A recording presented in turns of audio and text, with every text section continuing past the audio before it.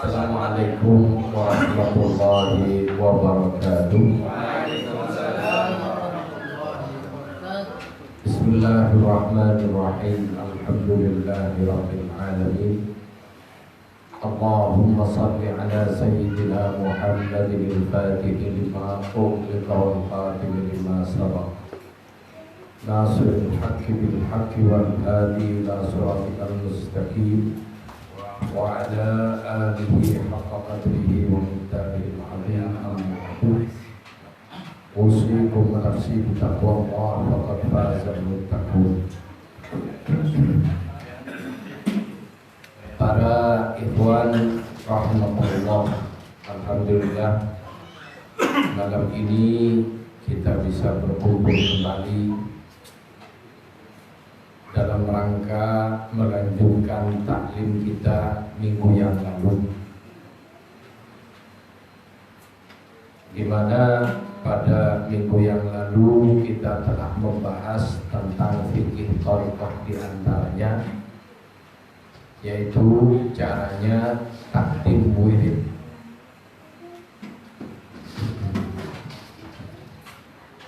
Para ikhwan rahimakumullah,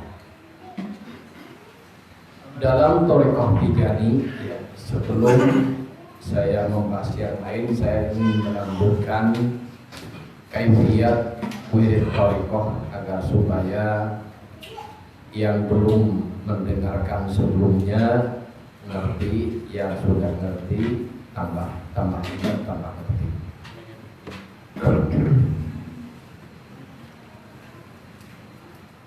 Para ikhwan rahimakumullah,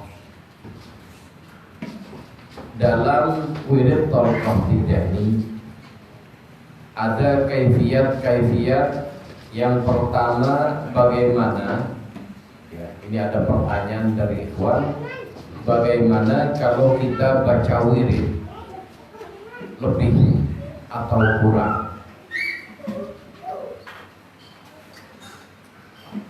Yang harus kita catat dan harus kita ingat bahwa wirid thariqah ini baik lafalnya dan jumlahnya, waktunya, tata caranya sudah ditentukan oleh Rasulullah SAW, termasuk juga adabnya.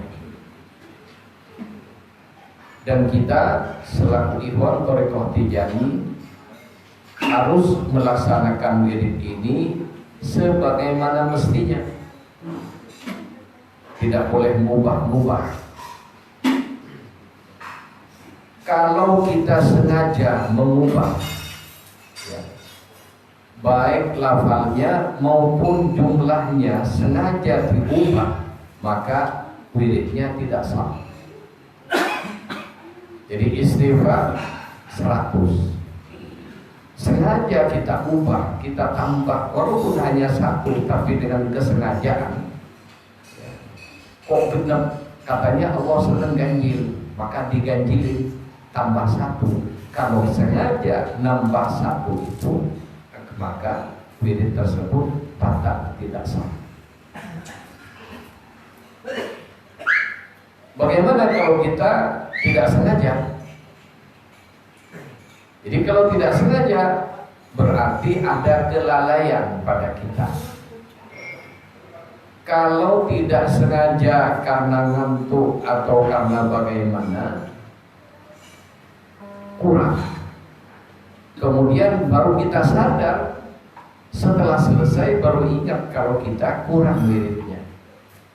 Misalnya istighfarnya kurang 3 atau berapa, maka diingat-ingat kurangnya dan dipastikan kurang berapa, maka harus setelah selesai wirid tersebut kurangnya tadi ditunaikan, digenepin apa yang kurang.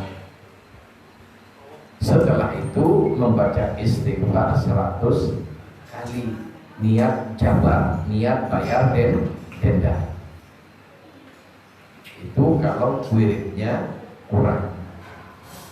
Kalau lebih, ya yakin kalau kita teledor lebih, maka langsung begitu selesai, ya kita membaca istighfar 100 kali. Kemudian para ikhwan rahimakumullah, ini sudah ya kita tahu dan sudah dijelaskan bagaimana kalau tidak khusyuk. Nah, ini juga yang persoalan berikutnya, bagaimana kalau kita wirid dan wiridnya tidak khusyuk. Karena di antara syaratul qabul adalah khusyuk. Apa artinya khusyuk? Kita sadar dengan wirid kita. Karena ada orang wiridan tidak sadar kalau lagi wiridan. Sambil wirid ingat yang lain, ingat sesuatu yang bukan wirid. Jika kita wirid kemudian dalam wirid kita ini lebih banyak tidak sadar, lebih banyak tidak ingat dengan wiridnya daripada sadarnya, lebih banyak tidak khusyuk daripada khusyuknya.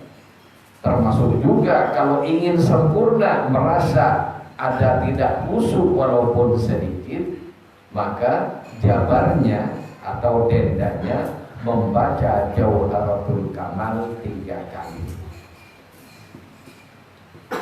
Jadi baca Jauharatul Kamal 3 kali. Kalau lupa lebih atau kurang, jabarnya istighfar 100 kali. Kalau lupa kalau tidak sadar tidak khusyuk, jabarnya dengan Jauharatul Kamal 3 kali. Sehingga dengan keutamaan Jauharatul Kamal 3 kali, wirid kita yang tidak khusyuk tadi dicatat oleh Allah sebagai wirid yang khusyuk, barokahnya Jauharatul Kamal, dan menjadi wirid yang makbul, wirid yang diterima.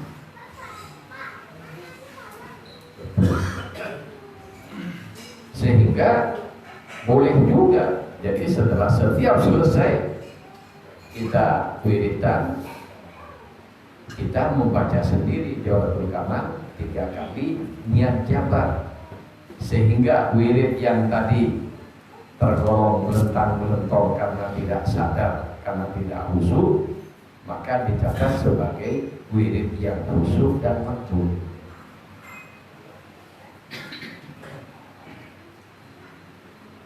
Termasuk juga Jauharatul Kamal 3 kali ini bukan hanya berfungsi untuk jabar satu macam wirid hari itu, tidak.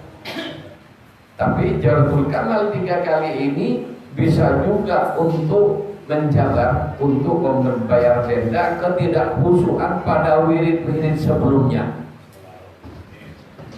Sehingga diantaranya dianjurkan ketika kita niat jabar dengan Jauharatul Kamal, niat menjabar semua ibadah kita yang tidak khusyuk sejak kita balik sampai dengan saat itu.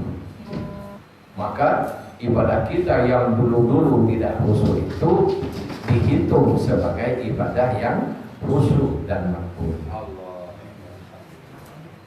Ini diantara keutamaan selawat Jauharatul Kamal, dibaca 3 kali, bisa digunakan untuk menghapus ibadah yang tidak khusyuk dan dinilai oleh Allah menjadi ibadah yang khusyuk. Jelas? Sehingga ada anjuran juga sebelum tidur baca Jauharatul Kamal 3 kali, niat menjabar semua ibadah kita yang tidak khusyuk dalam hari itu dan hari-hari sebelumnya.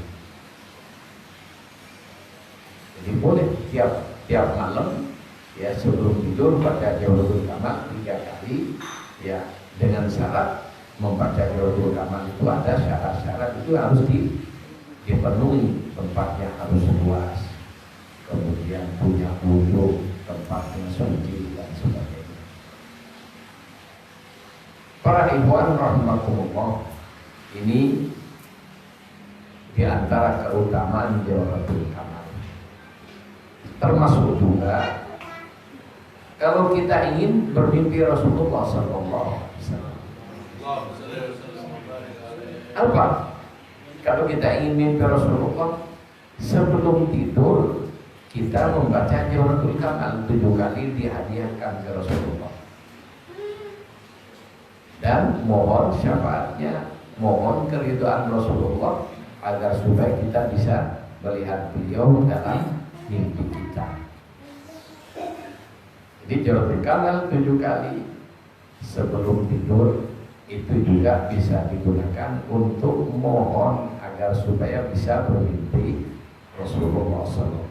Insya Allah kalau hati kita bersih, ya, tidak macam-macam, ya, makanya kita sebelum tidur itu jaga lisan, jaga telinga, jaga mata,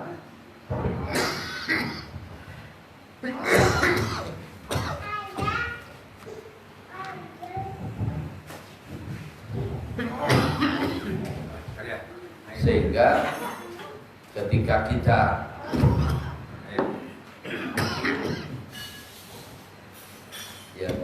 kita tidur, kita ini jiwa kita bersih.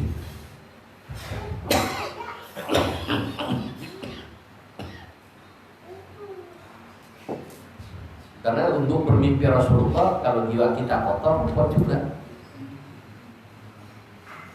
Makanya, ya, hindari mata kita dari melihat yang maksiat, hindari telinga kita dari mendengar yang maksiat, hindari lisan kita lebih banyak berselawat. Nah, begitu mau tidur, jika hari itu hati kita bersih, tidak banyak macam-macam, maka ruh kita pun juga bersih. Ketika tidur, maka lebih mudah bisa melihat Rasulullah SAW. Kenapa kita kok sulit melihat Rasulullah? Kenapa? Ya karena frekuensinya itu tidak nyambung. Kenapa TV kita itu kok banyak nyamuknya? Coba. Kenapa TV kok tidak bening? Pemancarnya Kak. Ya berarti antenanya tidak beres. Sudah anten yang bagus, tapi ngadepnya salah. Ya, kan harus dibenerin ngadepnya sehingga simetris dan gambar yang diterima oleh sinyal melalui antena itu bisa sampai ke televisi kita dengan bening. Ya kalau kita sembarangan, antennya sembarangan, maka gambarnya buruk. Demikian juga, ya, hati kita itu lebih dari televisi itu. Mimpinya apa ketika tidur? Kok mimpinya menakutkan semua? Mimpinya ya serem-serem. Itu berarti ada yang tidak beres pada hati kita. Kenapa ketika tidur yang datang para ulama, yang datang para aulia, bahkan bisa melihat Rasulullah SAW? Karena frekuensinya ke situ.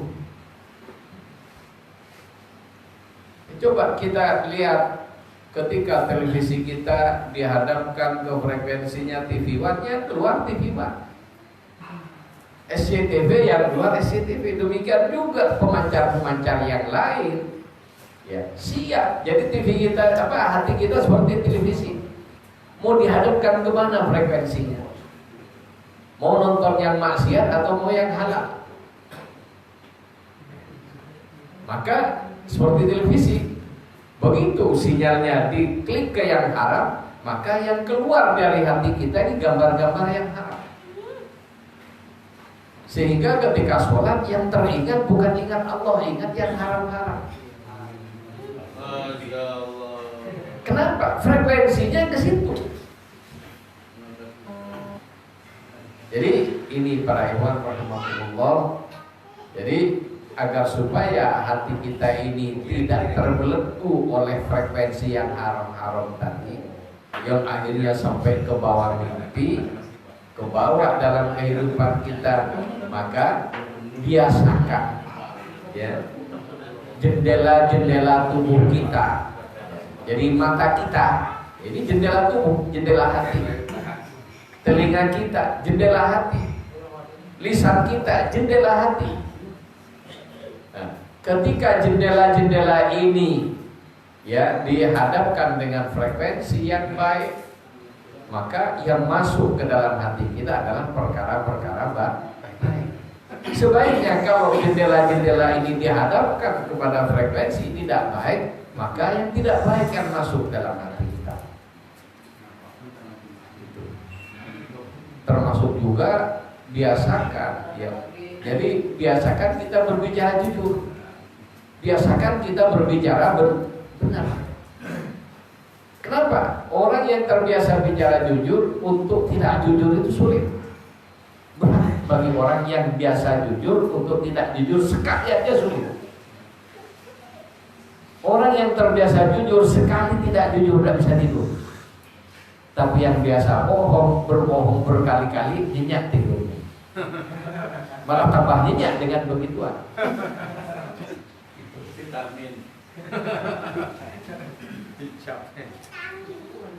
Jadi ini para ikhwan rahimakumullah. Jadi kenapa? Ya, ada yang tanya kenapa Pak Yai kok saya tidak bisa? Ya lama juga masuk thariqah dan mimpi-mimpi Rasulullah. Ya. Jadi di antara tanda-tanda kabulnya kita berthariqah itu jika kita ini sudah nyambung frekuensinya dengan Rasulullah. Ya. Tanda nyambungnya itu keluar gambarnya Rasulullah di hati kita. Pertama dalam mimpi, ya, seperti kita lihat TV, ketemu presiden di mana? Ngelihat di TV, ya sama dengan mimpi. Nah, tapi kalau frekuensinya tambah kuat, ya, hubungan kita dengan presiden tambah dekat, maka bisa ketemu langsung nanti. Setiap hari saya. Demikian juga dengan Rasulullah SAW. Semakin kuat frekuensinya, maka kita akan makin mudah sampai pada titik kita bisa bertemu Rasulullah dalam sadar. Termasuk juga menjaga frekuensi kita dengan Rasulullah SAW. Kita harus banyak ya. Jadi ikhwati jadi jangan hanya mengandalkan pengajian begini terus. Beli juga buku sirah nabawiyah. Jadi baca juga ada buku-buku tentang bagaimana kebiasaan Rasulullah. Yang bisa kita lakukan, kita lakukan. Apa? Niatnya agar supaya frekuensi ya, kita ini nyambung dengan Nabi. Tangan kita terbiasa ketika makan dengan kanan. Minumnya dengan tangan kanan. Apa-apa menggunakan yang baik menggunakan tangan kanan. Niatnya apa? Menyesuaikan dengan Rasulullah. Niatnya itba Rasulullah. Tidak berbicara kecuali penting. Karena ada orang tidak penting bicara. Sehingga terkenal dengan omong doang. Rasulullah itu kalau tidak penting tidak bicara. Kita latihan menahan diri dari banyak bicara, apalagi yang dibicarakan perkara-perkara yang tidak ada manfaatnya. Lebih baik banyak baca selawat. Ketika kita banyak selawat, maka tambah intens hubungan kita dengan Rasulullah SAW. Orang-orang yang sampai mimpi Rasulullah, orang-orang yang sampai bertemu Rasulullah dalam sadar itu rata-rata selawatnya banyak. Ditanya Abul Abbas Al-Mursi 30 tahun tidak pernah terhalang dari Nabi SAW. Sampai dia mengatakan, andaikan aku terhalang pandanganku dari Nabi walaupun hanya sesaat, saya tidak menghitung diri saya sebagai muslim. Kenapa? Ya bagi dia kalau sampai terhalang dari Nabi adalah kecelakaan besar. Dari sahabatnya Sayyidi Syekh radhiyallahu anhu. Jadi sahabatnya Sayyidi Syekh radhiyallahu anhu Banyak yang seperti itu. Saya sendiri tidak pernah terhalang pandangannya dari Rasulullah SAW. Para aulia, para wali kutub seperti itu semua. Bedanya kalau yang lain itu dalam masalah dakwahnya atau dan sebagainya. Tapi kalau Sayyidi Syekh radhiyallahu anhu hatta thariqahnya, jadi yang memerintahkan, yang menyusun semua Rasulullah SAW. Sayyidi Syekh tidak berbuat apapun kecuali melaksanakan apa yang diperintahkan oleh Rasulullah. Ini bedanya dengan thariqah yang lain. Kalau thariqahnya yang lain itu sudah dimodifikasi oleh para aulia. Aturannya ya. Jadi sama seperti thariqah. Oleh karena itu orang yang tidak ngerti dengan thariqah Tijani mengira thariqah Tijani ini cabang dari Qadiriyah. Ya. Seperti cucunya Syekh Abdul Qadir Jailani kemarin di PWNU ya, ceramah setelah saya. Ya, tapi tidak saya pegang. Kenapa? Menurut pengetahuan dia seperti itu. Kita sebagai Tijani punya pengetahuan tersendiri tentang thariqah Tijani. Kenapa? Memang sebelumnya Syekh Tijani pernah mengamalkan thariqah Qadiriyah. Itu pernah mengambil ijazah wirid thariqah Qadiriyah. La ilaha illallah. Sebelumnya itu. Dan Syekh bukan hanya Qadiriyah, termasuk Khalwatiyah. Jadi kalau nggak salah sekitar 6 thariqah yang pernah diamalkan oleh Syekh radhiyallahu. Jadi Syekh radhiyallahu itu sebelumnya memang menerima thariqah yang lain. Akan tetapi thariqah Tijani tidak meneruskan thariqah itu. Jadi seperti thariqah Syadiliyah itu memang sepertinya ya apa kalau yang seperti Syadiliyah, jadi Syekh Abdul Hasan Asyadili sebelumnya juga punya sanad yang nyambung ke Syekh Abdul Qadir, dan Syekh Abdul Hasan Asyadili memodifikasi tersendiri thariqahnya sehingga berbeda dengan Syekh Abdul Qadir, tapi bacanya sama, sanadnya nyambungnya sama ke Sayyidina Abu Bakar, ke Sayyidina Ali karramallahu wajhah. Jadi seperti Satariyah, Qadiriyah, Syadiliyah, dan beberapa thariqah yang wiridnya jahar itu ya tadinya itu ke Qadiriyah yang menginduk kepada Sayyidina Ali karramallahu wajhah yang dapat dari Rasulullah SAW. Saya Tijani pernah mengambil itu juga, sehingga diantaranya ya sanad Tijani ya ada yang mengira. Karena juga saya pernah diberi oleh Habib Lutfi bin Yahya. Habib Lutfi pernah kasih sanad ke saya, ini sanad Tijani yang dari Syekh Abdul Qadir katanya. Memang saya dikasih. Sehingga ada sekitar 40 sanad sampai ke Rasulullah. Akan tetapi ini apa pemikiran para ulama di luar Tijani. Adapun Syekh radhiyallahu an ya dalam perjalanan rohaninya ya sampai pada suatu saat bertemu Rasulullah dalam sadar, kemudian pertama Syekh dapat wirid langsung dari Nabi, istighfar dan selawat saja.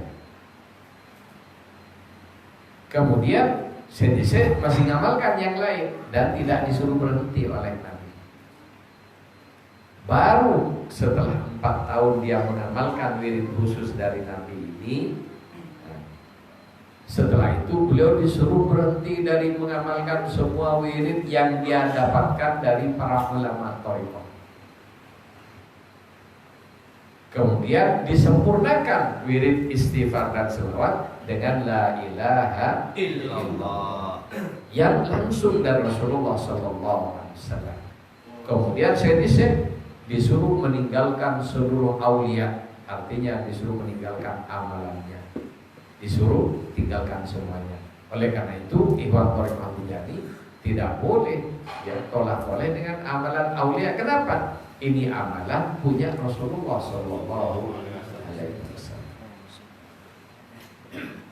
Kemudian perbedaan pahalanya dengan yang lain. Nah, ini ya. Jadi kita berbicara macam-macam pahala. Pahalanya bagaimana? Berbeda. Karena pahala itu yang pertama orang berzikir sama baca la ilaha illallah. Di pahala yang pertama adalah namanya ajrul amal. Pahala pekerjaan. Pahala beribadah. Yang pahala secara umum setiap kebaikan bi'asyri amthaliha dapat 10 kali lipatnya. Jadi setiap kebaikan yang diperbuat seorang Islam, Allah memberi pahala 10 kali lipat dari kebaikan. Ini kalau kebaikan. Adapun kalau kita berbuat tidak baik, satu ketidakbaikan, dosanya satu. Jadi kalau berbuat tidak baik, dosanya ya satu ya satu. Dua ya dua, tidak dikali lipat ya. Kalau dosa. Cuman kalau dosa itu orang berbuat dosa pasti dosa. Beda dengan orang berbuat baik belum tentu dapat pahala. Kenapa? Untuk pahala masih ada saringan-saringannya seperti kita berzikir khusyuk atau tidak. Zikir dengan khusyuk dengan tidak berbeda. Yang kedua, ikhlas atau tidak. Kalau tidak ikhlas ya tidak dapat pahala.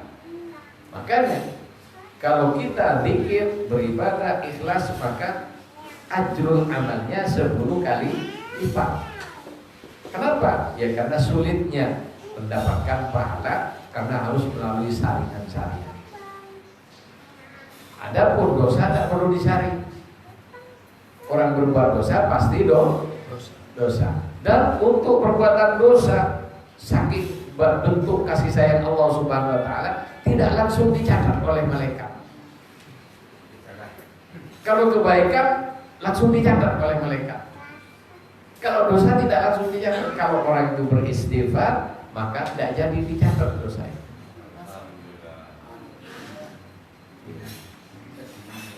Ini kalau dosa tidak langsung dicatat.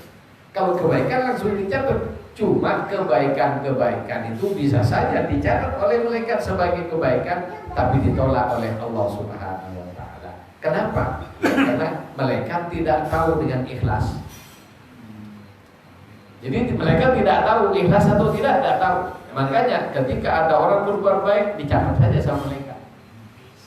Lebih akhirat nanti tumpukan catatan kebaikan ini dihadapkan di pengadilan dalam hisab ditimbang.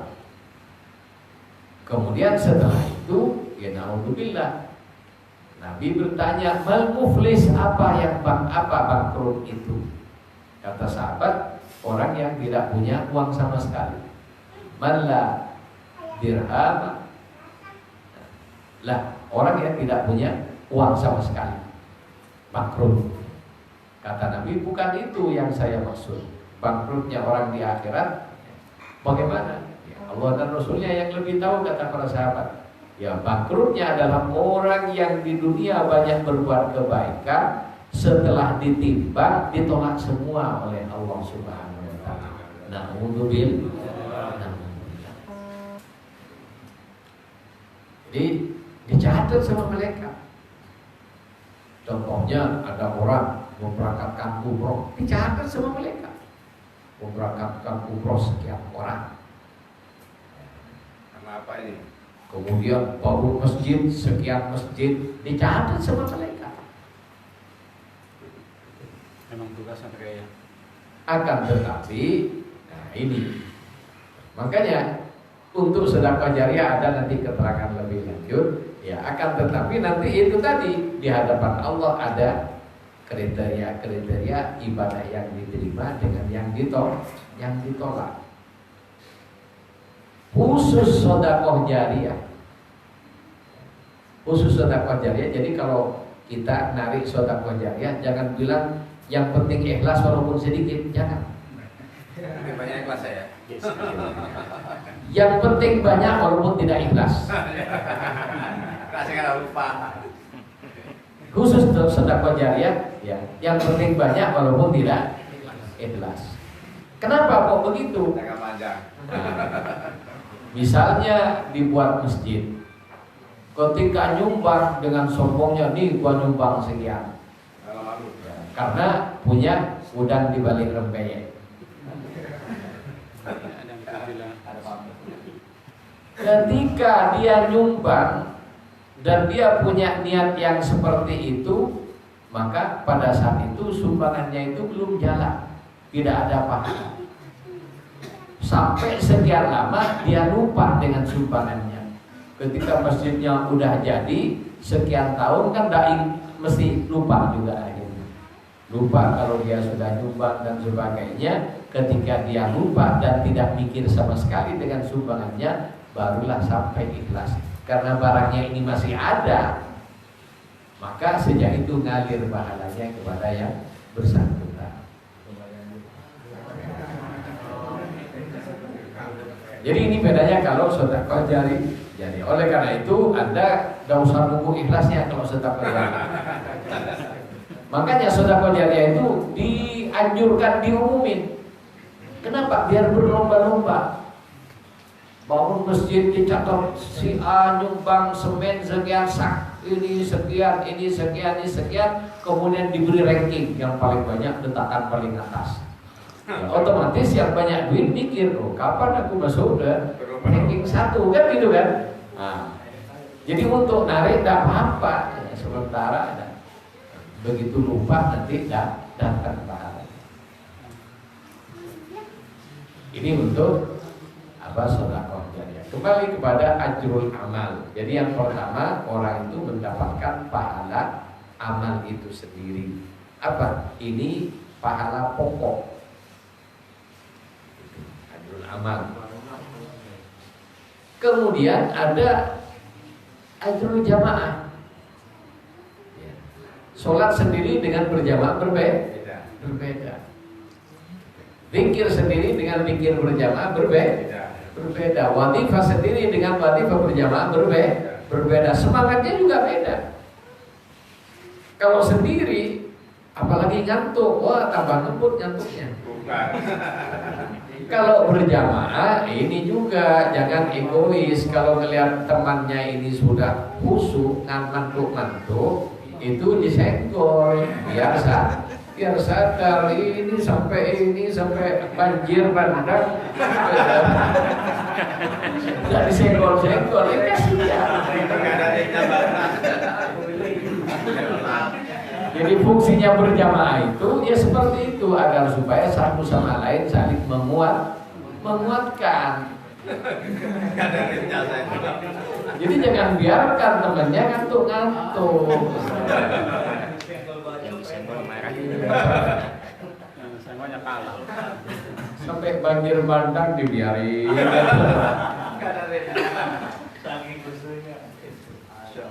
Jadi ini fungsinya berjamaah begitu.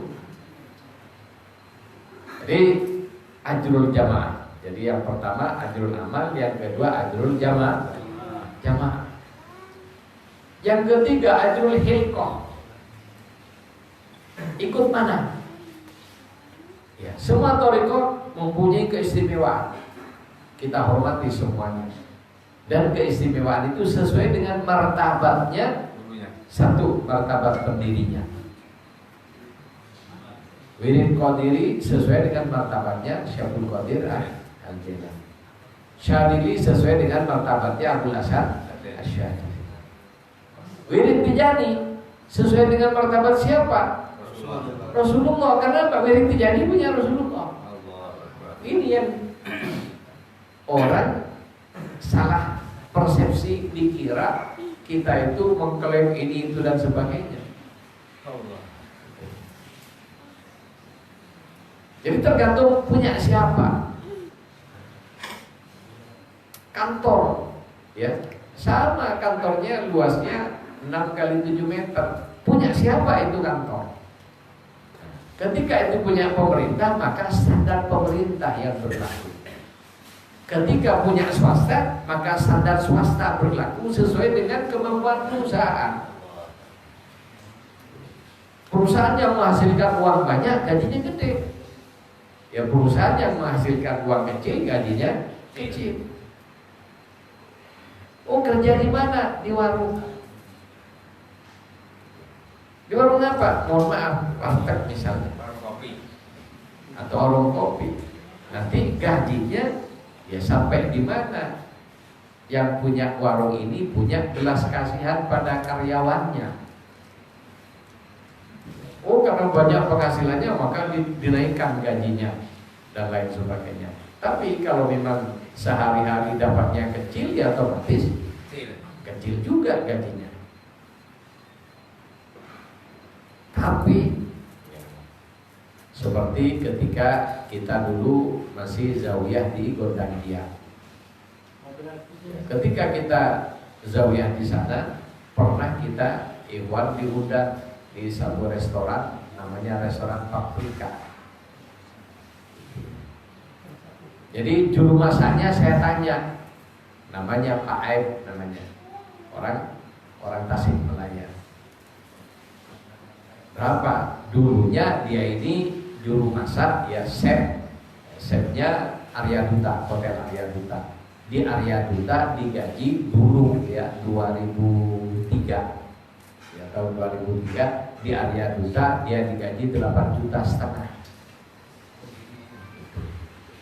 Kemudian diambil restoran Paprika, gajinya 10 juta. Juru masak gajinya 10 juta. Itu tahun 2003. Kenapa? Dia kan memang masakan apa juga dulu. Ketika saya pernah iseng, karena sering juga diundang ke situ, karyawannya bikin pengajian. Nah, lama ada pengajian, saya iseng telepon, kangen dengan masakannya Pak Aib, sampai lagi itu saya ikutin namanya. Pak Aib kangen dengan masakan kamunya Pak Kiai, ntar tak dikirimin. Jadi sate 5 tusuk, kemudian daging steak seperempat kilo, 2,5 ons. Ya, cuma kan itu sajiannya restoran kayak gitu, ya udahlah gitu. Udah begitu dikirim, ya biasa aja kita makan. Dapat 2 hari kan satpamnya itu ikhwan. Kemudian ngomong-ngomong, itu kalau beli seperti yang dikirim kemarin berapa Pak? Pak Kasuri. Nopo ya yang dikirim? Ya saya dikirimin sate 5, sate kambing. Kemudian steak yang beratnya 2,5 on. Oh niku ya, dia bilang dengan bahasa Jawa, steaknya itu 350.000. Satenya ya 5 itu 150.000. Jadi kalau 10 300.000. Jadi waktu itu saya tidak sadar makan 0,5 juta. Kenapa kok nilainya 0,5 juta? Dari mana? Siapa yang ngeluarin? Jadi daging yang harganya sekian ribu bisa berlipat ganda menjadi 350.000 hanya 2,5 ons. Padahal pada saat itu daging tidak lebih dari 40.000 harganya, masih murah. Jadi kalau 40.000, 2,5 ons itu hanya 10.000. Tapi karena keluar dari perusahaan yang bonafit, ya, dengan menu khusus, maka harganya dari 10.000 menjadi berubah jadi 350.000. Berapa kali lipat? Ini batal harga makanan. Demikian juga harga ibadah di hadapan Allah Subhanahu wa Ta'ala. Siapa yang dari pabrik mana ibadah ini keluar? Ketika keluar dari pabriknya Rasulullah beda dengan pabriknya wali. Ketika keluar dari pabriknya wali beda dengan yang dikeluarkan oleh ulama. Yang dikeluarkan oleh ulama beda dengan sekedar ustaz.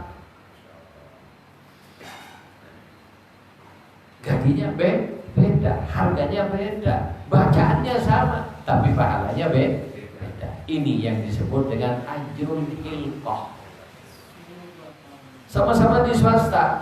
Oh, perusahaan ini gajinya untuk golongan ini supervisor bisa segini, yang satunya hanya segini dan lain sebagainya. Tergantung apakah perusahaan itu bonafit atau tidak. Di situ juga menentukan jumlah gaji yang didapatkan dari pekerjaan yang sama.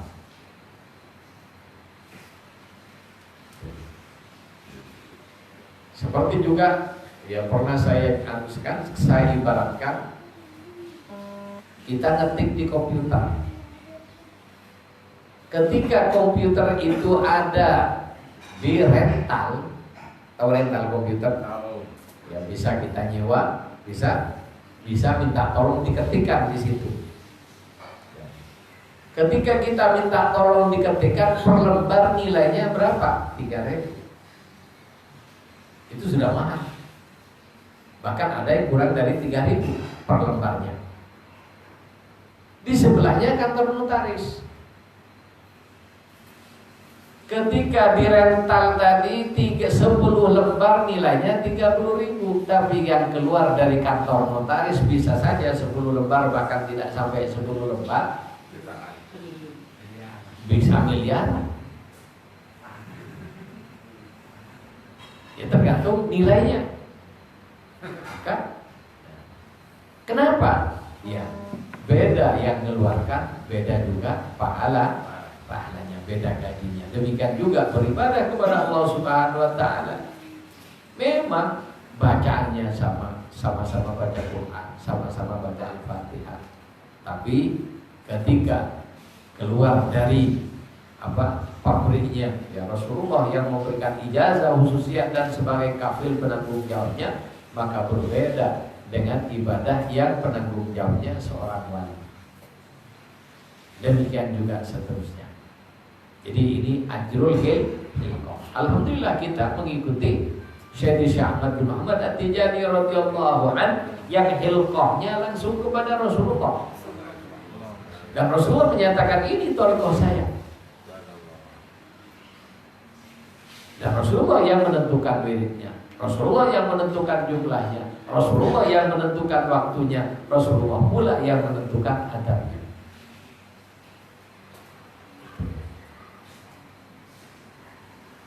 Jadi ada ajrul amal, yang kedua ajrul jamaah, yang ketiga ajrul hilqah. Apakah ada lagi? Ada. Ajrul makan, tempatnya dia beribadah. Beribadah di rumah dengan di masjid berbeda. Berbeda pahalanya ketika kita sholat di rumah dengan sholat di masjid. Sama-sama di masjid. Ketika kita sholat di Masjidil Haram Madinah, maka menjadi 1000 kali lipat ibadah di masjid yang lain di seluruh dunia kecuali Haram Mekah. Jadi kalau sholat di Masjid Nabawi 2 rakaat sama dengan sholat di masjid yang lain 2000 rakaat. Jadi hebat banget. Kalau kita sholat di Masjid Haram Mekah, maka kelipatannya 100.000 kali lipat. Ini ajrul makan, pahala tempat. Ya sama dengan harga tanah di Jakarta dengan di luar Jakarta, sama atau tidak? Beda. Tanah pinggir jalan dengan yang di pinggir kali beda atau tidak? Ya. Berbeda. Demikian juga ini. Menentukan tempat itu posisi menentukan. Demikian juga kita ibadah. Yang berikutnya pahala waktu. Ibadah malam hari, ya kalau kita baca wirid lazim pagi ditarik ke malam hari, maka pahalanya berlipat ganda 500 kali. Jadi wirid lazim dikerjakan sebelum subuh dengan catatan sebelum subuh benar-benar sudah rampung. Kalau terlambat mentakdim, begitu baca la ilaha illallah 90 kurang 10 ada azan subuh, berarti batal itu. Tapi tetap disempurnakan 100 setelah subuh wajib mengulang kembali dan tetap ini pahalanya berpahala. Wirid yang pertama tadi berpahala, tapi tidak dihitung sebagai wirid lazim, batal nilai lazimnya. Ya kalau kita kerjakan lazim malam hari, maka pahalanya 500 kali lipat daripada dikerjakan pagi hari. Kemudian Ramadan dengan bukan Ramadan, Jumat dengan bukan Jumat berbeda pahalanya. Oleh karena itu kenapa Thariqah Tijaniyah oleh Rasulullah dipilihkan waktu hari Jumat sore? Ternyata pada hari Jumat ini ada saat yang istijabah, saat dimana orang kalau berdoa diijabah oleh Allah Subhanahu Wa Taala. Cuma saat istijabah hari Jumat itu dirahasiakan, makanya ulama ya banyak berbeda pendapat. Ada yang mengatakan malam Jumat sebelum fajar, ada yang mengatakan ketika menjelang antara adzan dan sholat subuh, ada yang menyebutkan ketika sebelum matahari antara subuh dengan matahari terbit, ada yang menyebutkan ketika waktu duha, ada yang menyebutkan di antara dua khutbah. Ketika imam duduk di antara dua khutbah itu saat istijabah untuk berdoa. Dan yang paling kuat adalah dan hadisnya ada sahih, yaitu setelah sholat asar sampai dengan maghrib. Kenapa? Pada saat itu Allah selesaikan dan sempurnakan penciptaan Nabi Adam alaihissalam. Sempurnanya penciptaan manusia pertama adalah pada hari Jumat dan selesai sebelum maghrib hari Jumat. Makanya ya, Rasulullah yang memilih waktu ini, Ikhwan Tijaniyah diwajibkan berkumpul dan berzikir hailalah karena satu ya, waktu tersebut adalah waktu yang sangat istimewa, dan yang kedua ya hailalah yang dibaca oleh Ikhwan Tijaniyah ini mempunyai nilai yang sangat besar di sisi Allah Subhanahu Wa Taala. Bahkan ya, Syed Malik baru menyatakan kepada waktu itu di Kalimantan, ya, dia menceritakan betapa besarnya pahala termasuk juga asrornya la ilaha illallah yang diberikan oleh Rasulullah khusus kepada Syekh Tijaniyah radhiyallahu anhu. Andaikan satu la ilaha illallah itu dimasukkan ke tabung reaktor nuklir, makanya wirid itu ada asrornya, di mana asror wirid ini sangat-sangat besar. Dan ini juga rahasia dari ayat lau anzalna hadzal qur'ana ala jabalin la ra'aitahu khashi'an mutasaddian min khasyatillah. Andaikan Quran itu diturunkan kepada gunung, niscaya gunung itu akan gemetar dan meleleh karena takutnya kepada hancur berkeping-keping karena takutnya kepada Allah. Gunung kalau dikasih Quran, dan Quran itu intinya pada la ilaha illallah. Makanya Quran itu zikir, wa afdhalu dzikri la ilaha illallah. La ilaha illallah yang dibaca ikhwan ini kalau asrornya dimasukkan dalam tabung reaktor nuklir bocor selubang jarum, dan bocornya ini dihadapkan ke bumi, cukup untuk menghilangkan bumi tanpa sisa, seakan-akan tidak pernah tercipta selamanya. Satu la ilaha illallah. Kalau pas itu masukin semua minum.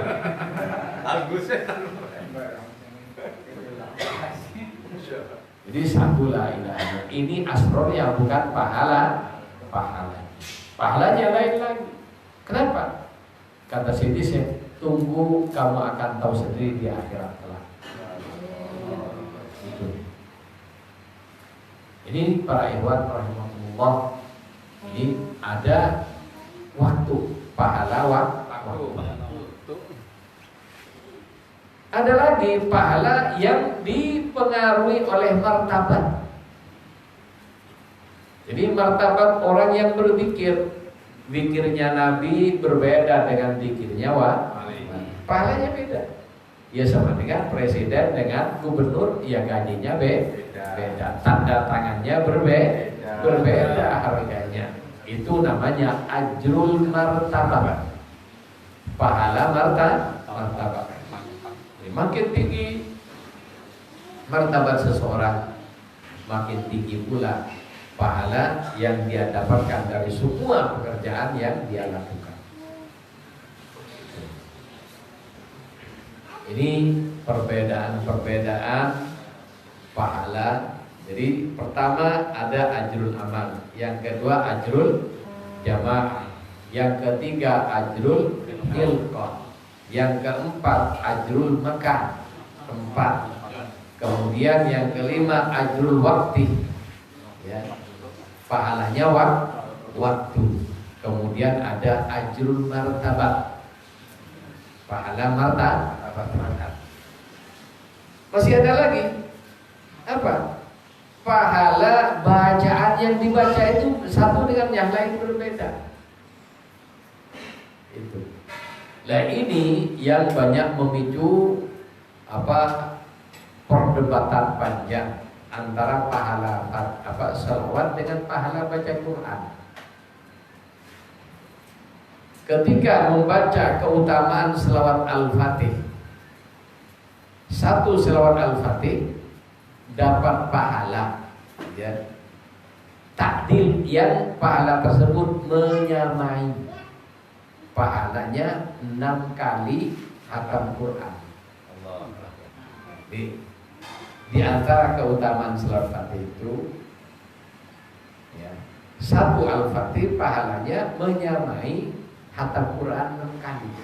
Wah, ini orang yang tidak ngerti dengan masalah ini langsung protes. Tidak ada yang lebih dari Quran. Memang benar. Makanya saya menjelaskan dengan detail di Jawahirul Ma'ani tentang keutamaan dan pahala. Kalau bicara keutamaan, mohon perhatiannya, ya. Ini jangan sampai salah. Ya. Kalau Anda dengar sepotong-sepotong nanti salah, ngomong ke orang nanti salahnya berderet-deret nanti. Nah ini tidak bisa dibuat guyon ini.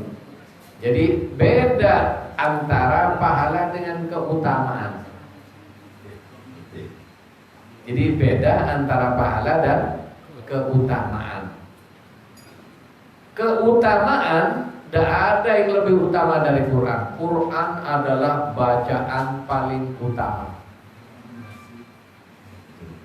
Sekali lagi, kalau ada orang termasuk Ikhwan Tijani, kata Syekh Tijani radhiyallahu anhu, yang berpendapat bahwa selawat Fatih lebih utama dari Quran, kafir dia. Ya, ini tolong camkan. Kalau ada orang berkeyakinan selawat Fatih itu lebih utama dari Quran, kafir. Jadi keyakinan yang batil. Kenapa? Al-Quran adalah bacaan paling utama dalam Islam. Kenapa? Membaca Quran adalah membaca kalamullah.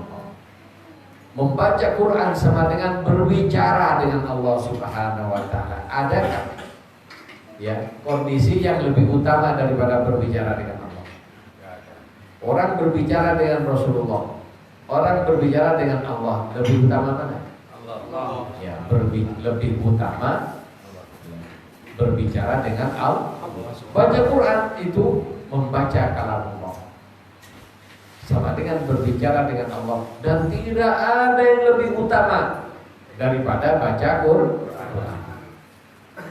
Ini kalau bicara keutamaan. Tapi pahala lain lagi. Sudah jelas pahalanya Quran, hadisnya jelas. Setiap orang baca Quran pada masing-masing huruf. Jadi maka orang itu mendapatkan 10 kebaikan tiap huruf. Contohnya alif lam mim. Ini 3 huruf, maka mendapatkan 30 kebaikan. Dapat pahala 30. Itu sudah pahala baca Quran. Kemudian ya, kalau baca selawat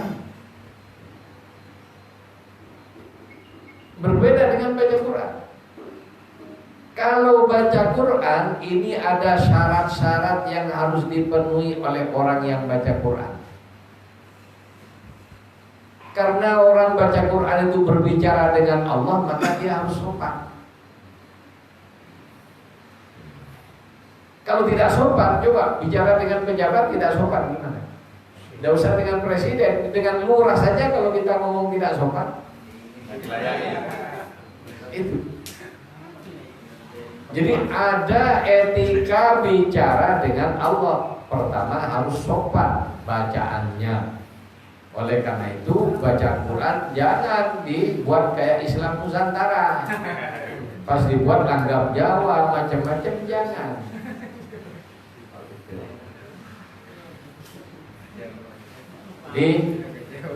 Kenapa? Ada kaifiat-kaifiat yang ada pada Al-Quran yang di situ kehormatan dan itu adalah kalam Allah dan itu tidak bisa diganggu-gugat. Dan saya tidak mau berdebat dalam masalah ini. Andaikan pun dengan langgam Jawa itu tidak ada masalah misalnya. Ya. Andaikan baca Quran dengan langgam Jawa itu tidak masalah.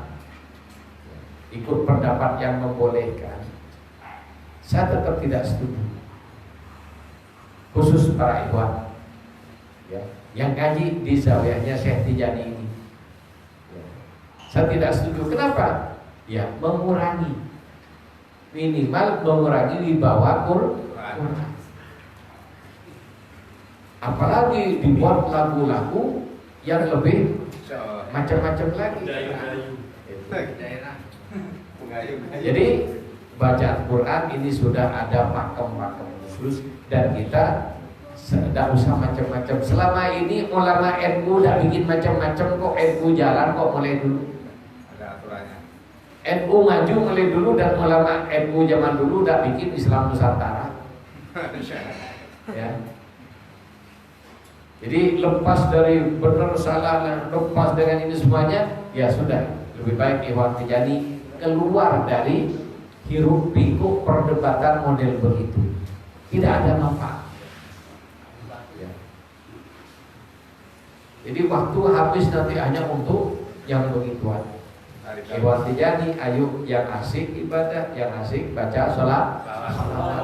Ya. Tidak usah terlalu kurang mikir-mikir begitu.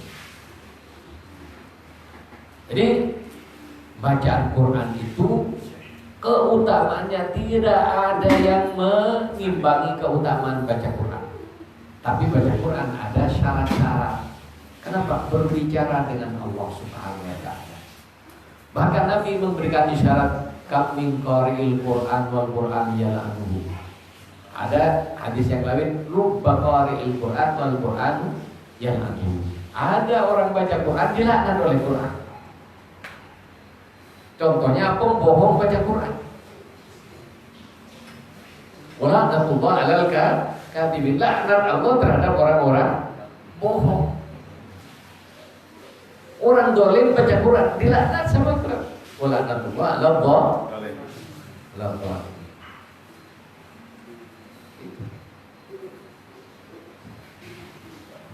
Dan Quran itu undang-undang.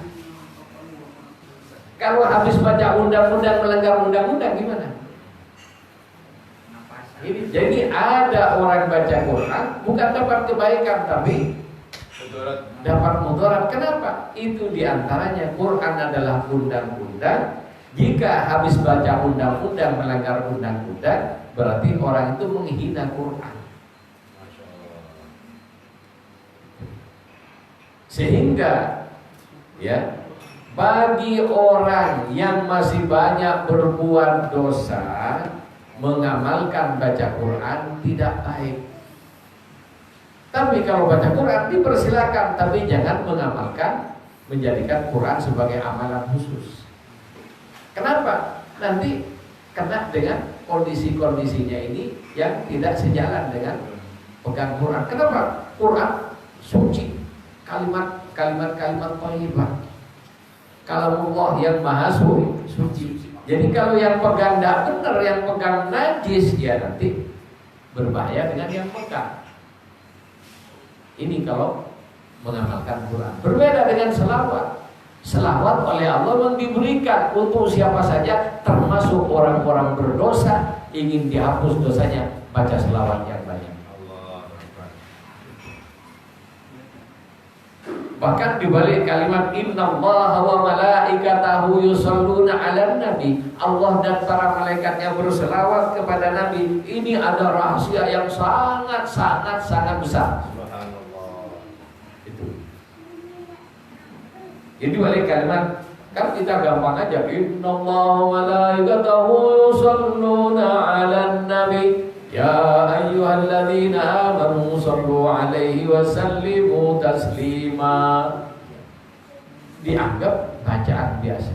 Padahal di balik kalimat ini ada rahasia besar Allah Subhanahu wa taala tentang penciptaan alam semesta. Dan ternyata tidak ada amalan, tidak ada perintah kebaikan yang mana Allah memberitahu dia berbuat sesuatu hal tersebut sebelumnya baru perintah datang kecuali baca salawat. Allah tidak pernah menyatakan aku sholatlah kalian, tidak. Allah tidak menyatakan aku hajilah kalian, aku zakatlah kalian, aku tidak. Aku baca Quran, bacalah kalian, tidak. Tapi khusus berselawat kepada Rasulullah, sebelum perintah datang ada kalimat berita. Apa? Allah dan para malaikat yang berselawat. Ada apa? Kok sebelum perintah dia Allah Subhanahu wa taala telah melakukan dulu. Kasih contoh. Kalau Allah saja berselawat kepada Nabi, kita tidak mau berselawat, apa namanya? Ya Allah Subhanahu wa taala pencipta alam semesta berselawat kepada Nabi.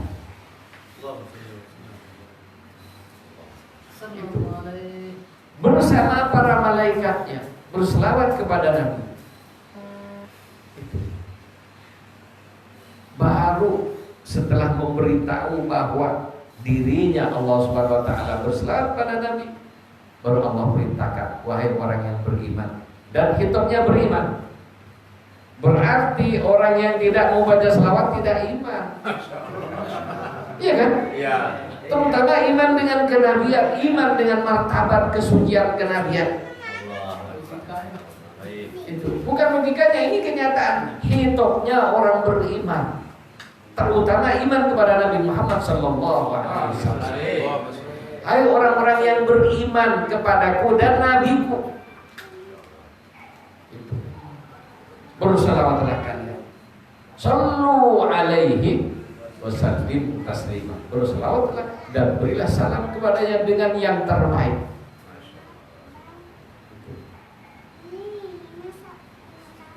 Ini ada, ini kalau dibahas ini panjang kalangan.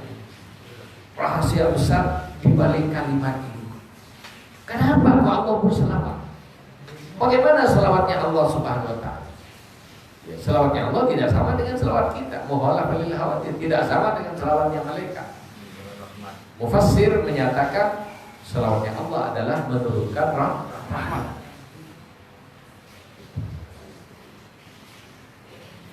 Kemudian para ikhwan, di antaranya juga saya baca dalam kitab-kitab yang menjelaskan keutamaan selawat. Di antara keutamaan berselawat adalah orang yang paling banyak selawatnya nanti paling luas tanahnya di surga. Jadi kalau ingin punya tanah luas di surga, ya Pikir kapling. ingin banyak kaplingnya, ya sekarang banyak berselawat.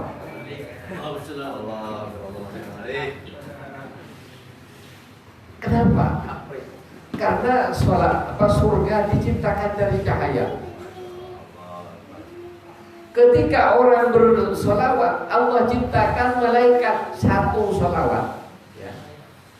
Allah ciptakan satu malaikat. Yang mana malaikat ini langsung naik sampai langit ketujuh, naik lagi. Di situ di satu tempat Allah ciptakan satu telaga yang malaikat sendiri yang gede-gede ya. Malaikat yang tercipta dari selawat ini gedenya jika sayapnya untuk mengengkap bumi, maka seluruh bumi tertutup oleh sayap salah satu malaikat. Itu naik.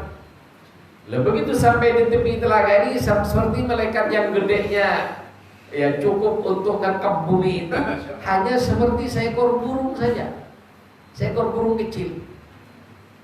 Di mana malaikat itu sendiri tidak tahu sampai di mana luasnya ini telaga. Kemudian malaikat ini nyelam ke dalam air telaga yang dari cahaya tersebut. Kemudian ketika dia naik, air yang netes dari badan malaikat ini jadi malaikat semua dengan rupa sama, gedenya sama, yang selalu berselawat sampai kiamat untuk orang yang baca satu selawat.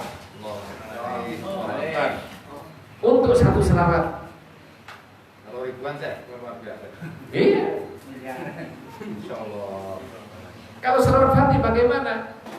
Keutamaan selawat Fatih untuk umum, ya selawat Fatih untuk umum 600.000 kali lipatnya selawat yang lain kan gitu.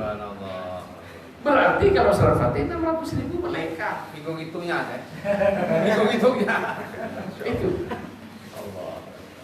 Ini di pertemuan muqaddam dibahas ini. Ya. Jadi ada pertanyaan tentang bagaimana sifat malaikat yang tercipta dari selawat Al-Fatih. Ya sama. Sifat-sifatnya dengan hadis tadi. Kemudian karena keutamaan Al-Fatih 600.000 kali lipat selawat yang lain, maka Allah ciptakan 600.000 malaikat yang akan berbuat yang sama. Kemudian dari situ Allah menciptakan malaikat yang beristighfar untuk orang yang berselawat kepada Nabi Sallallahu Alaihi Wasallam sampai kiamat. Nah ini keutamaan baca selawat, pahalanya seperti itu. Kalau utamanya Quran, tapi kalau pahalanya sholat. Jadi orang kalau masih banyak maksiatnya, lebih baik baca selawat daripada baca Quran. Terus apakah tidak boleh baca Quran? Boleh. Ya tetap kita usahakan baca Quran tiap hari. Ya niatnya jangan mengamalkan. Niatnya baca Quran adalah niat belajar baca Quran, niat tabarruk dengan kalamu Allah. Jadi jangan niat mengamalkan. Lain kalau kita baca selawat dijadikan amalan. Jadi agar kita fasih, kemudian dapat keberkahan berbicara langsung dengan Allah Subhanahu Wa Taala, tetap Syekh menganjurkan kita tiap hari baca Quran. Tapi amalan yang lain yang sangat-sangat dianjurkan oleh Syekh berselawat. Kenapa? Yaitu semakin banyak orang berselawat, makin luas tanahnya di surga. Jadi kenapa? Satu selawat Allah ciptakan kapling-kapling di surga. Pasti bingung nih.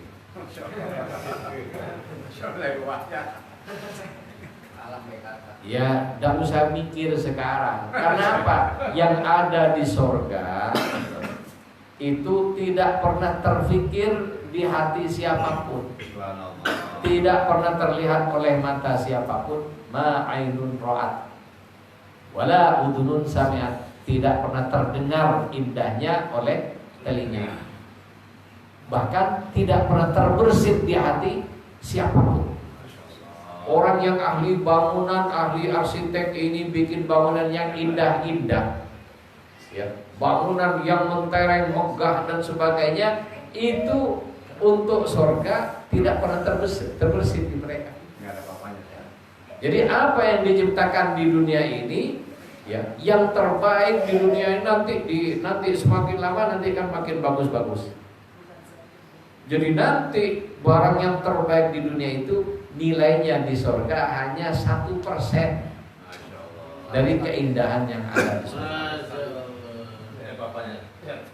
Oleh karena itu kalau kita sibuk ngejar dunia, rugi. Kembali. Jadi ini keutamaan berselawat kepada Rasulullah SAW. Dan banyak rahasia-rahasia yang ada di balik kalimat innallaha wa malaikatahu yusholluna 'alan nabi. Termasuk juga kalau orang itu imannya ingin teguh, kuat dan paten tidak lepas ketika sakaratul maut, maka bersolat, banyak berselawat. Makanya juga Syekh dapat pesan dari Nabi, alimun nas bi salatil fatih lima ulid. Ajarkan salat Fatih. Jadi ikhwan boleh ngajarkan, yang tidak boleh ngasih ijazah. Saya ijazah kamu tidak boleh, tapi ajarkan istrinya, anaknya, saudaranya, tetangga, teman, siapa saja. Dan Anda ketika ngajarkan satu orang ngamalkan, Anda tidur dapat pahala orang membaca salawat. Itu enaknya. Karena ada yang tanya kepada saya, heran. Ya heran. Ya yang dipertanyakan Habib Ja'far. Gimana ya Kiai? Padahal kalau saya lihat ya ibadahnya Habib ya sama lah dengan kita, biasa-biasa aja. Koreksi. Ya ini, kenapa? Dia tidak tahu banyak hal. Termasuk yaitu tadi, berapa orang yang dibimbing beliau baca selawat Fatih. Jadi walaupun beliau tidur sama dengan wirid baca selawat Fatih ribuan tiap hari. Kenapa? Ya, ikhwan yang dibaiat dia, termasuk saya sendiri dan yang dibaiat saya, dia kebagian juga. Itu multi level mutlak. Kalau multi levelnya manusia masih ada persentase sekian persen. Ada tingkatannya. 100% dah. Jadi itu baru satu segi, belum yang lain. Itu. Ya belum martabatnya. Jadi orang punya martabat itu, orang punya martabat. Ya. Orang punya martabat, diem batuk itu dapat duit. Itu orang punya martabat. Coba ya. Kalau kita pagi-pagi tidak keluar, yang jagang tidak keluar, yang ngojek tidak keluar, dapat duit benar? Coba pejabat, ya, tidak usah jauh-jauh, lurah saja. Masih tidur ada nyari ya. Jadi masih tidur, belum dibuka pintunya, orang yang meminta tanda tangan sudah nunggu di depan kantornya. Jual tanah lagi. Itu orang punya jabatan. Ya apalagi orang yang punya jabatan khusus ya seperti beliau, dia Rasulullah, Muqaddam dan macam-macam pangkatnya kan. Allahu Akbar. Belum juga ajrul martabah kewaliannya. Allahu Akbar. Jadi lain-lain. Sehingga ya itu tadi, masa kalau dilihat ibadahnya ya tidak jauh beda, tidur juga, tidurnya sama dengan kita. Aja kan dilihat tidurnya. Pak Bupati juga tidur. Itu. Cuma batuk-batuk pagi-pagi duitnya sudah datang. Nah, kalau kita batuk-batuk ya yang keluar batuknya doang, duitnya nggak ada kan gitu. Kenapa? Ada martabat. Itu salah satu rahasianya. Ini para ikhwan rahimahullah. Oleh karena itu ya bersyukur kita kepada Allah Subhanahu wa taala dipertemukan dengan thariqah dia. Amin ya Allah. Jadi yang belum yang belum dibayar terus sabar dulu. Kenapa? Ya alhamdulillah saya selama ini tidak memberikan bayar kecuali dapat izin itu aja. Jadi bukan yang penting banyak bayar bukan. Kalau kita bicara begitunya, ya pokoknya orang datang tak kasih. Tapi dalam mereka ada hal lain yang perlu kita pertimbangkan. Makanya ya saya setelah melalui pertimbangan itu baru di samping itu juga ya melalui persetujuan yang punya baru kita menerima. Jadi para ikhwan rahimakumullah, demikian. Barangkali ada pertanyaan dulu. Ada Ya. Ada 2 pertanyaan saya. Ya. Yang pertama, supaya selawat tadi ada batas supaya bisa istiqomah. Yang kedua, amalan-amalan yang istilahnya ditimbang. Kalau Iwan dijahit bagaimana? Amalan-amalan yang sama Allah SWT dihisab. Ya, Iwan dijahit kan nggak dihisab. Ya. Ada 2 pertanyaan. Jadi agar istiqomah maksudnya. Iya, ya ada batas-batas kan saya sebaik-baik supaya kita bisa istiqomah.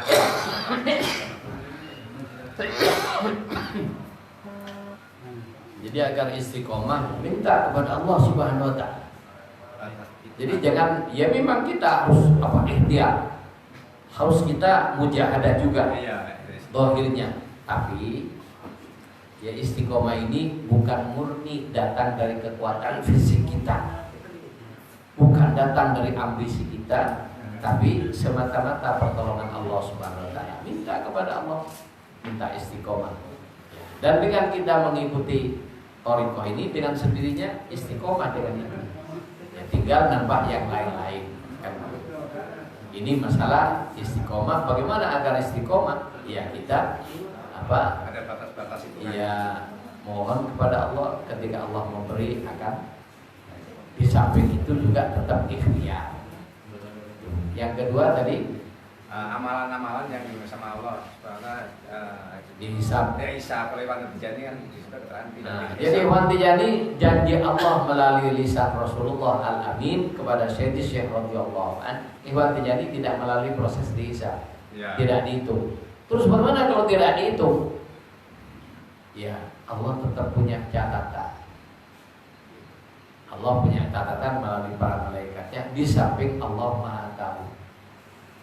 Ya, jadi Allah tidak perlu dengan catatan malaikat, tidak perlu ngerepek, tidak perlu nyontek. Tapi itu sebagai bukti autentik nanti barang bukti dan barang bukti ketika sidang di akhirat itu tetap ada.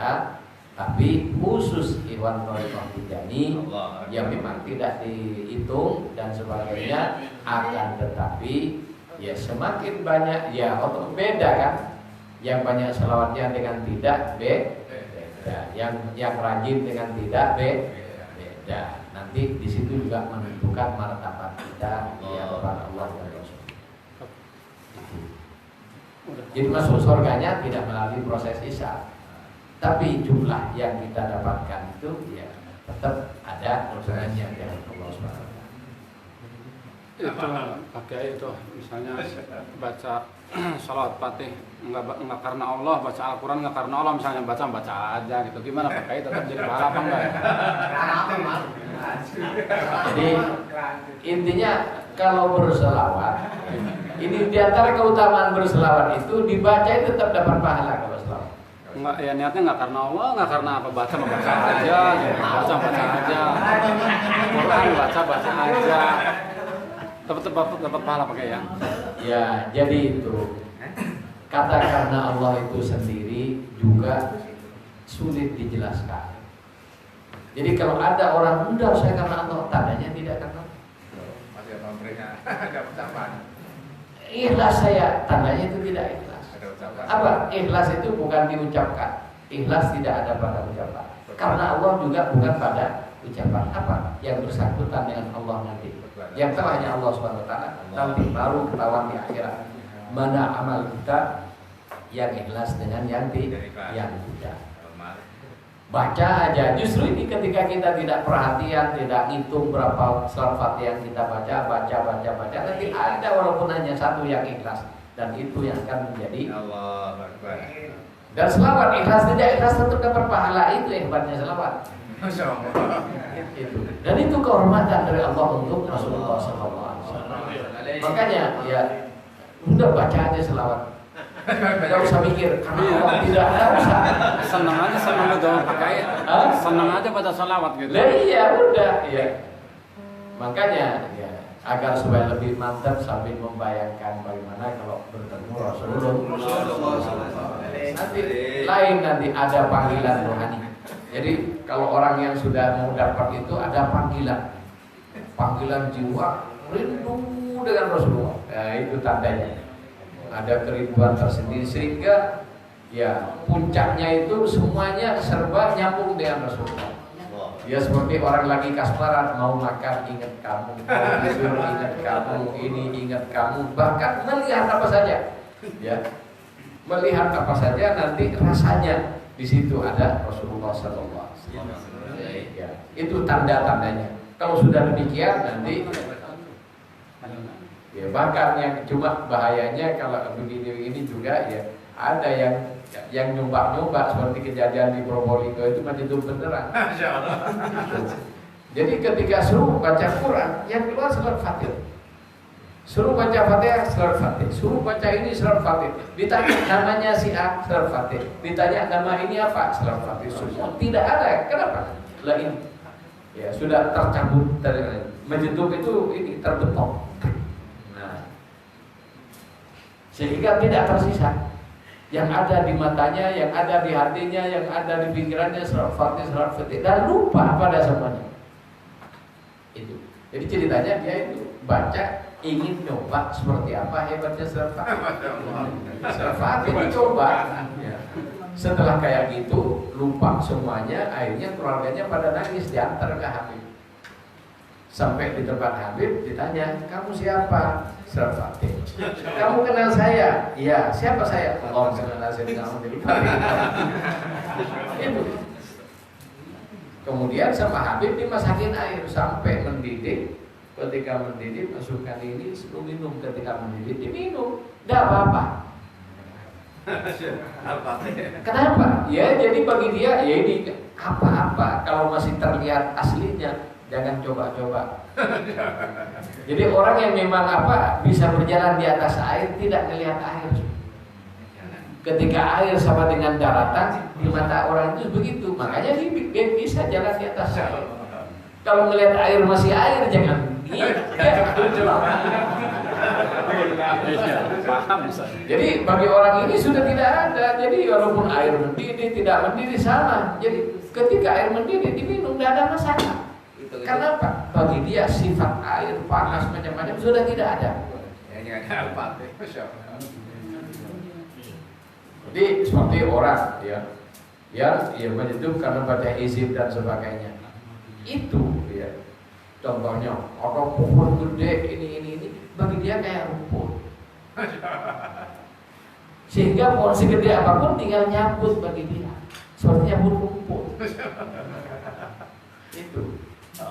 Jadi orang itu kalau yang sudah ini ya kan orang yang dalam kondisi tertentu dia ini kemudian baca asma, lihat manusia itu kayak semut sehingga ya dan perlu istilahnya ingin membunuh orang tidak perlu ini cuma orang kayak gitu harus diselamatkan. Kenapa? Bahaya bagi orang lain.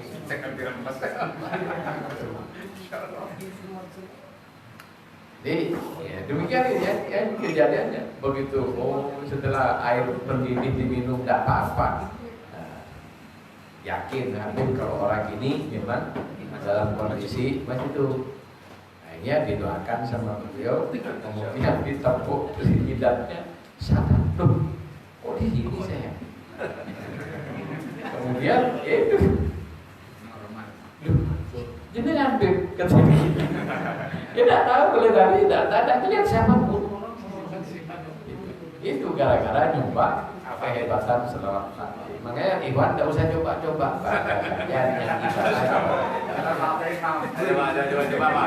Jadi kalau jadi kayak gitu, saya belum tahu caranya nyari Iwan. Sudah habis gampang. Kalau saya tidak tahu nyadarkan kayak gitu. Kemplang. Jadi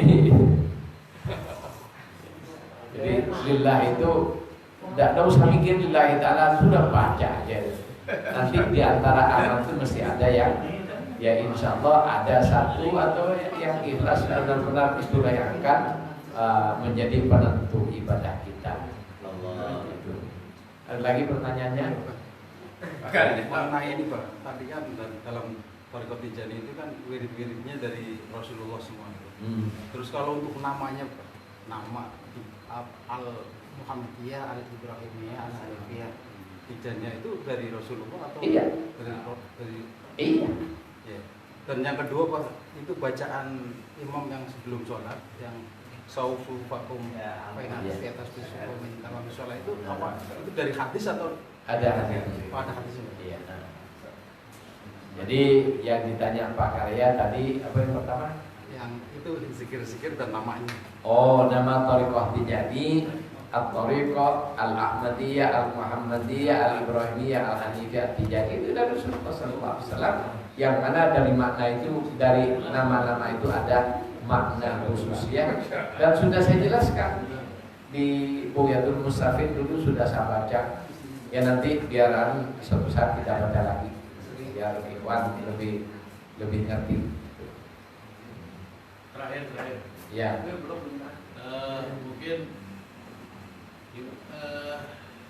ini apa? Kalau sering baca untuk meredakan syahwat atau mungkin ini yang nanya ini apa namanya Orang tua semua yang masih ada kecenderungan ke perempuan lain gitu ya. Ingin kawin lagi gitu.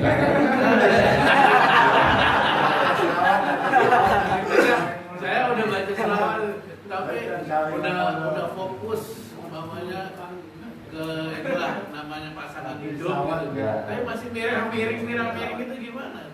Oh gitu. Ini pertanyaannya ini. Ya.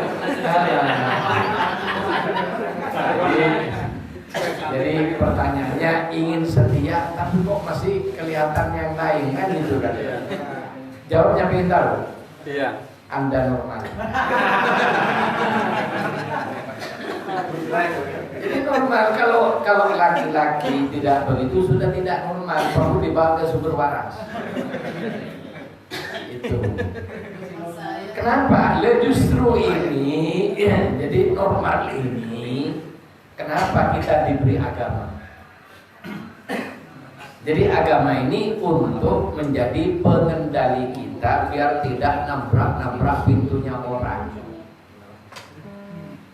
Jadi kita oleh agama disatukan begini yang benar. Ya, fankihu ma qaba lakum minan nisa Masna wa thulatha wa ruba fa in kuntum la ta'dilu fawahida. Kan gitu kan?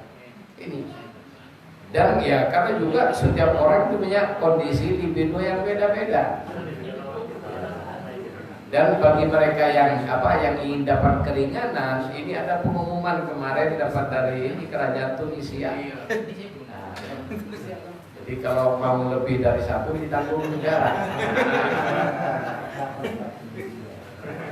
Jadi intinya para ikhwan rahimahullah, jadi kita itu bukan setelah kita masuk thariqah libido hilang, berarti tidak normal. Tetap bahkan rata-rata ahli zikir, ahli baca Quran libidonya tambah tinggi. Iya. Terus bagaimana? Justru di sini letaknya kita banyak berzikir, banyak baca Quran untuk mengendalikan. Ya, kalau tidak ada nafsunya berarti kita ini kan nganggur di dunia ini, tidak ada ya. Jadi fungsi agama kan untuk mengendalikan itu semua. Gitu. Jadi jangan khawatir, tandanya Anda normal. Tidak usah malu-malu lah. Selawatnya banyak nafsu. Jadi justru itu ya, kita diberi sholat, diberi wudu, diberi zikir agar supaya bisa mengendalikan itu semua. Karena apa? Manusia ya kalau tidak bisa mengendalikan hewaniahnya, kehewanannya. Ya, karena manusia ini setaraf lebih tinggi dari hewan. Makanya Imam Ghazali menyatakan al-insan al-hayawanun natiq. Manusia itu hewan yang bisa berpikir dan bicara. Jadi yang membedakan kita dengan sapi, sapi makan, sapi hidup, sapi apa ya berkembang biak, sama, kawin sama. Cuma karena kita manusia asal taklim, jadi kawin, cuma caranya berbeda, harus ada angka tukar dan kobiltum dengan syarat-syarat yang telah ditentukan sesuai dengan syariat. Kalau sapi tidak perlu kobiltum. Yang membedakan kita dengan sapi ya ada kobiltumnya. Kalau sapi dengan mana saja bisa, tinggal nyeruduk sana nyeruduk sini bisa. Kalau manusia ada batasan-batasannya. Kenapa? Itulah manusia, khalifah. Khalifah ini raja. Yang namanya raja ada protokoler. Kalau kita bukan pejabat, makan tape sambil jalan di pinggir jalan, tidak ada masalah kan? Beli nasi sambil apa dimakan sambil jalan, tidak ada masalah. Coba pejabat, tidak usah presiden, Pak RT saja makan kayak gitu sudah jadi omongan. Masa Pak RT kayak gitu, masa Pak RW begitu, apalagi lurah, apalagi camat. Maka ada protokoler yang demikian juga manusia, karena gini makhluk terbaik, maka ada protokoler itulah agama. Jadi ada batasan-batasannya yang mana agama pengaturnya. Itu. Berarti wajar pakai ya kalau ngeliat cewek cantik tak senang nggak wajar? Ya justru kalau kamu ngelihat tidak senang itu tandanya tidak normal. Makanya ada sholat macam-macam biar bisa membatasi yang normal ini ya kenormalan ini dibatasi sehingga dengan martabat manusiawinya.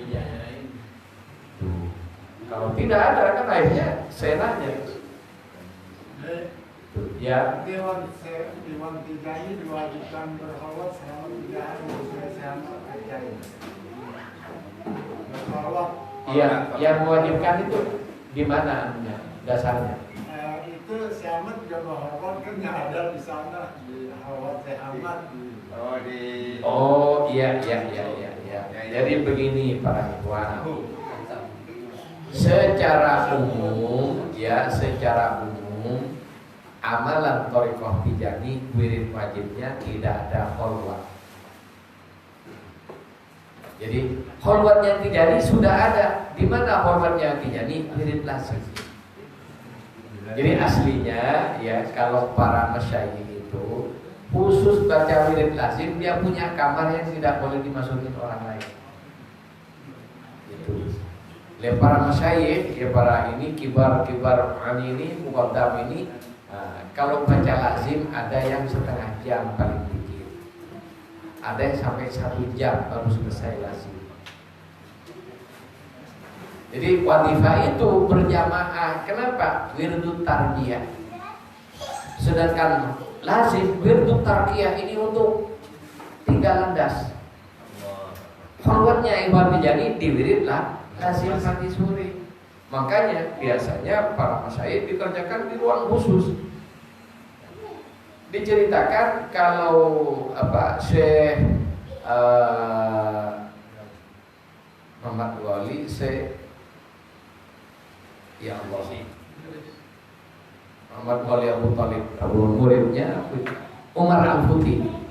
Syekh Umar Al-Futi ya, tempat kholwat beliau itu kalau lagi baca lazim, ada orang pegang temboknya kebakar tangannya. Jadi baca astagfirullah 100, selawat 100, la ilaha illallah 100. Beliau itu hampir 2 jam baru selesai. Lu bagaimana? Itu dibaca beneran. Astagfirullah astagfirullah. Entah bagaimana, yang jelas dia ya, ada kaifiat-kaifiat mereka yang dapat hus dari syekh. Jadi setiap hurufnya dan ada seperti itu, sehingga ketika dia baca lazim sampai hampir 2 jam. Dan asrornya wirid itu tampak terasa, sehingga nembus ke temboknya aja sampai membara kalau dia baca wirid lazim. Kalau kita ya baca lazimnya kayak gitu, makanya untuk kelas ikhwan ya aslinya kholwatnya di situ. Terus bagaimana kalau kita ingin ya baca lazim dengan tartil, astagfirullah, astagfirullah, astagfirullah, khusyuk, masing-masing huruf, masing-masing kalimat diresapi. Itulah kholwatnya ikhwan fillah. Apakah tidak ada yang lain? Ada, tapi wirid khususiyah. Itu. Wirid khususiyah ada yang harus pakai ruang hol. Contohnya baca surah Fatih. Ada kaifiat. Itu baca surah Fatih. Ada yang surah Fatih ini boleh dibaca hanya sekali saja, tidak boleh lebih dari sekali. Itu. Jadi macam-macam. Bahkan ada ijazahnya surat Fatih 1 pulau 1 orang jatahnya, kaifiat khususiyahnya surat Fatih. Jadi macam-macam lah yang ini memerlukan kaifiat khusus dan kholwat, dan harus dibimbing oleh orang yang memang ahli. Kalau kholwat baca kitab Muhammad Karunya sendiri nanti tidak karu-karuan nanti. Jadi ya kita sudah cukup baca yang begini aja sudah. Jadi lazim dikerjakan dengan yang baik, istiqomah, udah ini aja. Karena kalau sudah masuk ke istilah kholwat ini, wah ini bahasanya orang kelas tinggi. Jadi ada orang-orang khusus ya. Yang tadi pakai yang jamaah terutama dibaca 3 kali. Kan ada yang habis wirid atau wirid habis baca yang lain selain. Kalau misalkan habis wirid, apakah setelah doa? Setelah selesai semuanya. Selesai semuanya dibaca khusus, niat jabar semua ibadah yang tidak khusus. Diniatin pakainya. Iya diniatin, innamal a'malu binniyat.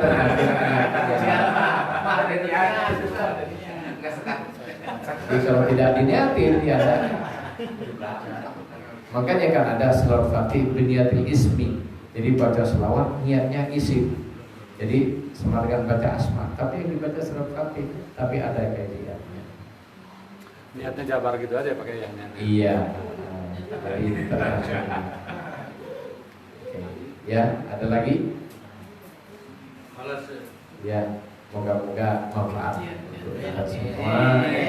Ya, jadi ilmu yang barokah, mendekatkan kita kepada Allah, meningkatkan kecintaan kita kepada Allah dan kepada Syekh Allah. Allahumma surna bi zumratil fitjani wa amidna bi madari khatil awliya'il kitmani. بركة اللهم صل على سيدنا محمد الفاتح لما أغلق والخاتم لما سبق ناصر الحق بالحق والهادي إلى صراطك المستقيم وعلى آله حق قدره ومقداره العظيم سبحان ربك رب العزة عما يصفون وسلام على المرسلين Walhamdulillahi Rabbil Alamin. Assalamualaikum warahmatullahi wabarakatuh.